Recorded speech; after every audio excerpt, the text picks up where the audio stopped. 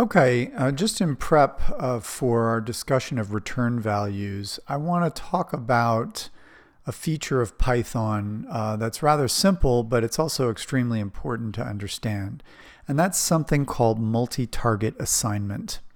If you look closely at the line 3 here, you can see that I'm assigning 3 values to 3 variable names. Of course, those variable names can be whatever you'd like. Doesn't really make a difference. I want to make that clear.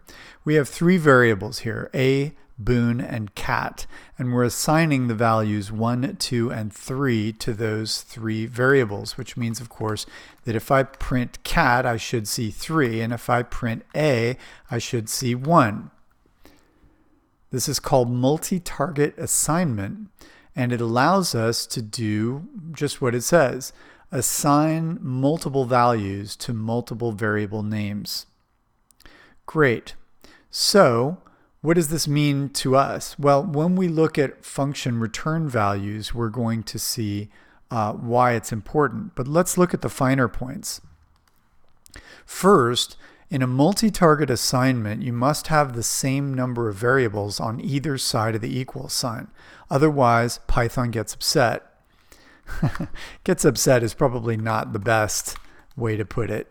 But here you can see that Python tosses an exception. It raises an exception, the value error exception, saying that there are too many values to unpack. What they're talking about when they're talking about unpacking is the fact that 1, 2, 3 is actually not just 3 variables in some sort of sequence. 1, 2, 3 is actually a tuple, and it's also notated this way. Now we know tuples because we've seen them multiple times, and we know tuples are, what are tuples? Do you remember? Tuples are a read-only list. So that means that they act just like a list, they are used just like a list. We use the very same syntax for them as we do with lists. The only difference is that tuples can't be changed. They're read-only, which means that when we establish them, they stay established. Now, it's true of any container that we might use, but it's often the case with tuples that we will assign multiple values that have been assembled into a tuple to multiple variables. When it says too many values to unpack, what it means is that the tuple contains 3 values. And if we are asking to assign each of these values to a variable name, we are in a sense unpacking what's in the tuple into separate variable names. It's a very convenient technique because many times we are presented with a tuple or even a list of values and we want to unpack them into multiple names. So again, I can put 3 variable names to the left of the tuple and it will work. And I can print coup here just to show that it did work. We should see 3 here. Great. Again, if you have the wrong number of values or variables and they don't match, we have a problem. For example, it would also be true if I had too many or too few in the tuple. Now I get not enough values to unpack. Expected 3 got 2. The tuple had only 2 items. And so Python didn't know what to do when we asked it to assign to 3 names. That didn't make sense to Python. So Python stops at this point. Other languages might implicitly assign the value none to coup, but Python doesn't work that way. And by the way, this multi-target assignment will work with just about any container. So we should, I'm not sure if it would work with a set, but it certainly would work with a list. We should be able to do it even with a list. But here's where it becomes a tuple and why tuples are most often used with multi-target assignments. This is because sometimes we just want to, in a single statement, assign multiple values to multiple variable names. We don't want to do it in multiple statements. We just want to do it in one statement. So here's where we're using a tuple. And this is what is a little bit invisible, and so I want to point it out. The right side of this is a tuple. We have a tuple on the right side.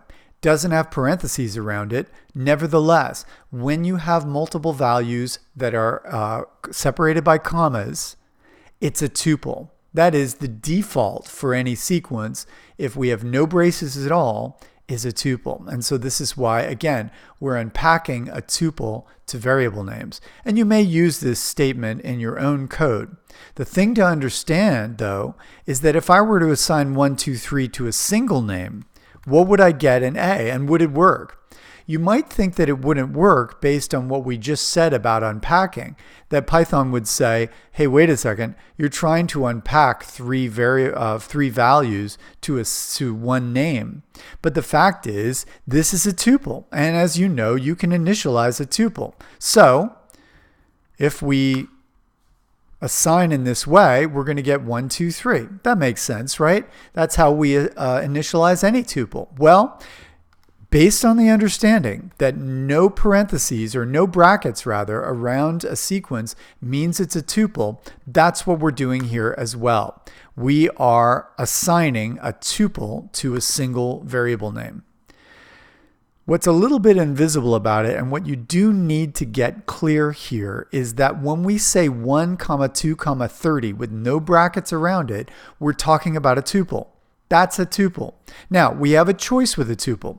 We can choose to assign it to as many variables as we wish, and then we get multi-target assignment. Or we can choose to assign multiple values to a single name. Then we get a tuple. This is important because when we look at function return values, which we will in the next video, we're going to show how, if you match the number of variable names on the left side to what's on the right side, you're going to get multi-target assignment. But if you assign to a single item, you're going to get a tuple. And this is only in the case where we're returning multiple values. I'll explain that when we get there. But just keep track of this. Assigning multiple values to a single name gets us a tuple. Assigning a value to multiple names is giving us a multi-target assignment.